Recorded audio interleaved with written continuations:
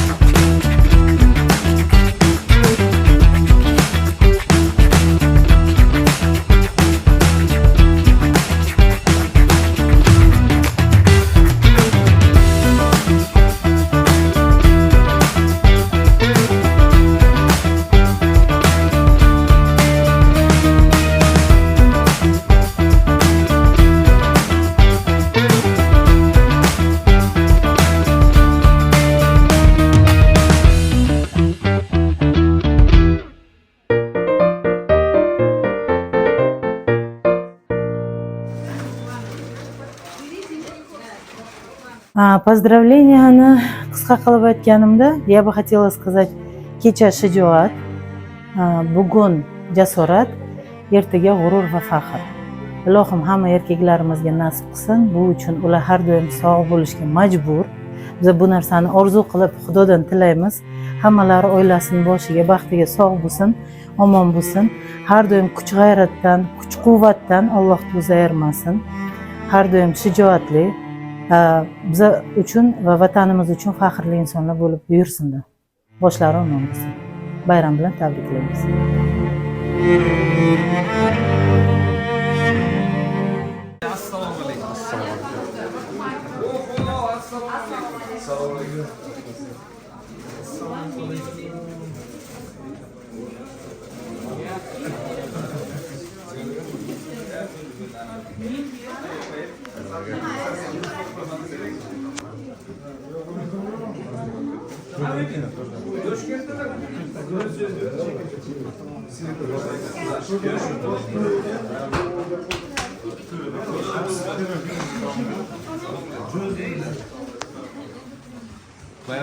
Начнем с видео, а потом уже скажем, да? Подключаем?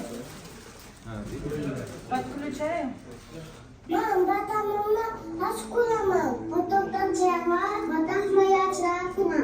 Biz bu kunda askarlarimizni tabriklaymiz. Katta bo'lsin vatanni himoya qilaman. Biz ularga hurmat qilamiz va faxrlanamiz. Katta bo'lsin askar bo'laman. Siyosatimiz uchun ular xizmat qiladi. Askarlar jasur va kuchli bo'ladi. Ular vatanimizni himoya qiladi.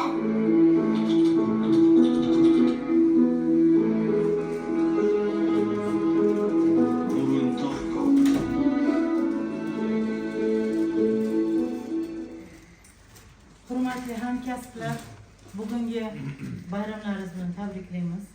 Qisqacha tabrik so'zlarini aytmoqchiman.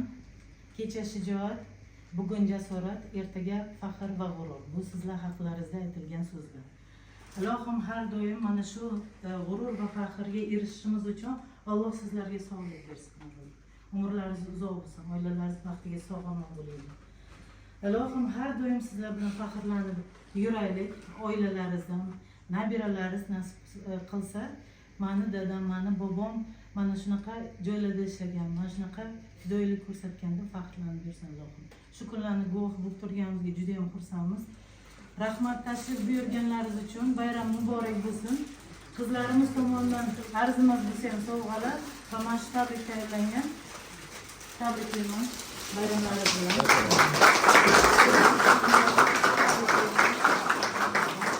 Sovg'alarni qabul qildim. bo'laydilar. Bemalol.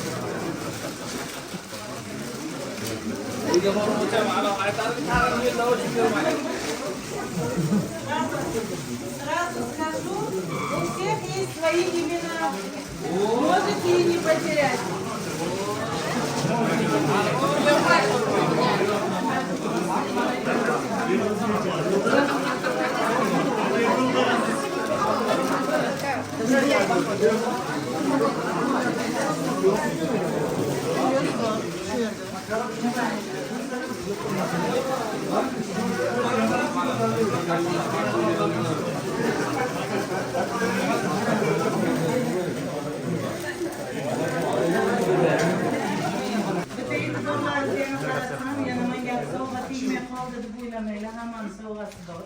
Agar ma'quda kimdir bilmagan bo'lsa, ular uchun olib ketasizlar.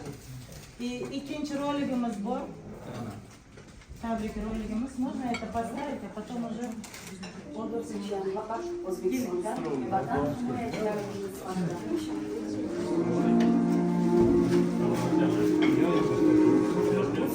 O'zbekiston Respublikasining Mustaqil Milliy Armiyasi tashkil topganligi bilan bog'liq 1992-yil 14 O'zbekiston Respublikasi Oliy Kengashi mamlakat hududidagi barcha harbiy tizimlar va muassasalarni O'zbekiston tasarrufiga o'tkazish to'g'risida qaror qabul qildi. Shu kundan boshlab O'zbekistonning o'ziga tegishli qoidalari shakllana boshladi.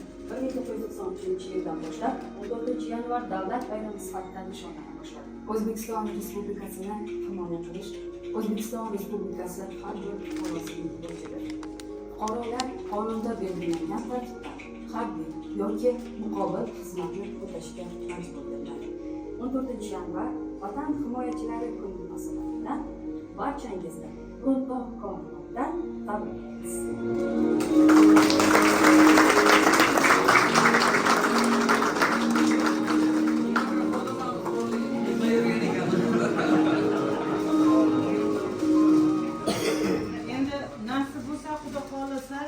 yangi katta zal tashkil qilsak, bundan keyin hamma sig'adi degan umiddaman. Endi kam bo'lsa ham borini baham ko'rib, bayram kayfiyatini his qilib, bir-birlariga yaxshi tilak qilib, bir-birlariga bugun kulib boqib, tanovul qilasizlar. Dasturxonni ochib bersangiz. Yo'q, men avvalo birinchi biz kutmagandik bu darajada tantanali bo'lishini. Katta rahmat. Sizlar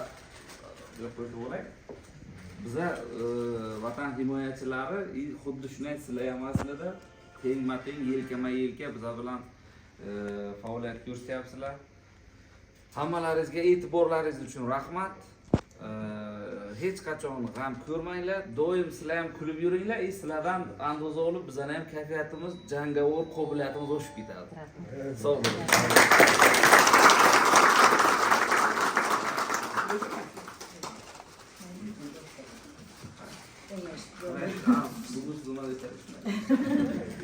Dasturxonni ochib bering.